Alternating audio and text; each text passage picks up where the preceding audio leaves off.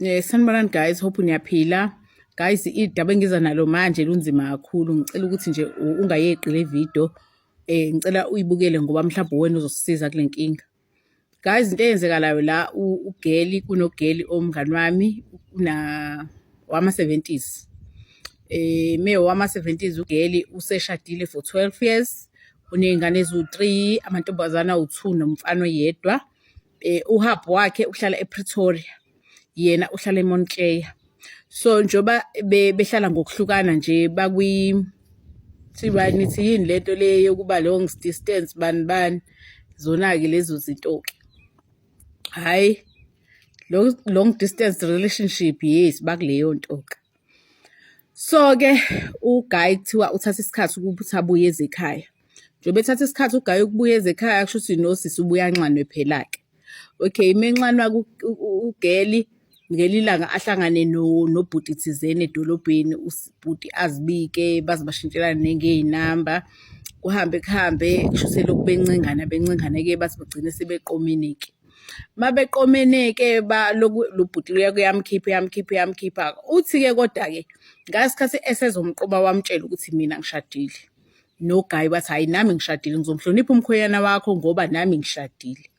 Nawe ngicela uhloniphe unkosikazi wami, nami ngizohlonipha indoda yakho. Uthi hhayi-ke sivumelane-ke. Uthi-ke manje into eseyenakala lana ukuthi-ke kufanele ukuthi siyobhukha-ke. Uthi angibuza uGuy ukuthi liphi ihhotela o-comfortable ngalo. Uthi ngisho-ke ihhotela nami engilithandayo engalijwayeze uHappy, yabo. Uthi-ke mina nje into zamahhotela ngangazazi, ngazifundiswa umkhwenyana wami. Uthi hhayi ngisho leli hhotela.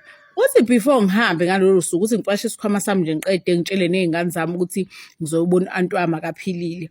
Uthi hhayi zingabi nankinga vele khona nano-anti osizayo. Uthi hhayi-ke ngimfonele uHappy ngimbuze ukuthi unjani. Athi hhayi uzobuya ngakusasa, the following day lolu mina engihamba ngalo. Athi hhayi ngizobuya ngakusasa, kuvele kwaqhamuka i-meeting ephuthumayo. So kwacaca ukuthi ngeke ngisakwazi ukubuya, sengizobamba i-meeting. Mangiqeda i-meeting-ke kusasa mese ngibuyele lapha ekhaya. Uthi hhayi sivumelane kahle. Uthi hhayi-ke ngibona ukuthi there is no way ukuthi uzobuya namhlanje njengoba eseshilo ukuthi une-meeting. Uthi-ke vele ngiyabazi ne-meeting yomsebenzi umisa yonke into empilweni. Hayi okay. Uthi-ke sihambe-ke noGuy. Uthi uGuy angibuze liphi ihhotela engicomfortable ngalo. Uthi ngisho leli nami engilithandayo ngoba ngalifundiswa umkhwenyana wami. Uthi hhayi sihambe siya kule hhotela. Uthi hhayi sehlike nje kahle emotweni singene. Uthi ngesikhathi sisamile la kwi-counter siyakhuluma ne-receptionist, iyasibhalisa, iyasibhukhela. Uthi mayiqeda nje isizosinika isliphu nokhiye nani. Uthi Mimfu umkhwenyana wami, khona le reception, uthi nje athi Mimfu naye uhamba nentombi.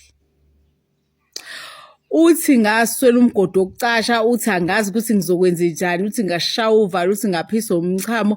Uthi ngangazi ukuthi ngenze njani.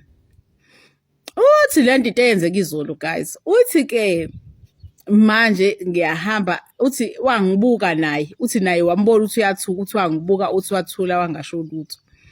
Uthi hhayi sahamba nathi seserumini lethu. Uthi sengijabhile.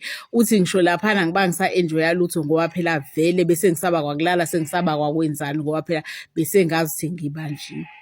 Uthi manje nginovalo lokuthi kuze kwasa ngingalele ngisaba ukuthi mhlawumbe umkhwenyana wami uzoyobuza kwi-reception ukuthi laba bantu babhukhe kwi-room bani, mhlampe ezoba ngumsindo la mhlampe kuzoliwa. Uthi hhayi ngilale lokho okulala ngingalele. Uthi kusekuseni-ke kufanele sigeze. Uthi sigezile. Uthi kumanje sihlele e-restaurant thizeni. Uthi sengilo ngimbambezela uGuy. Uthi naye uGuy phela ufuna ukuhamba phela naye unonkosikazi. Uthi manje mina sengiyasaba ukubuyela ekhaya. Uthi angazi ukuthi uma ngingathiwa ngiyabuyela ekhaya ngizofike ngithini. Ngizombuza umkhwenyana wami lento ukuthi ya wena ubuhamba nentombi izolo, noma fanele ngimfonele ngixolise, noma fanele ngifike ngithini. Uthi ngicela uyixoxe le ndaba ka-TikTok, ubabuze abantu baka-TikTok sibandla Nkosi yami abangisize. Ngizobheka ama-comment abo mase uyiphostile ividiyo ungitshele, ngizobheka ukuthi bakhomenta abathini. Bafethu anilekelele nami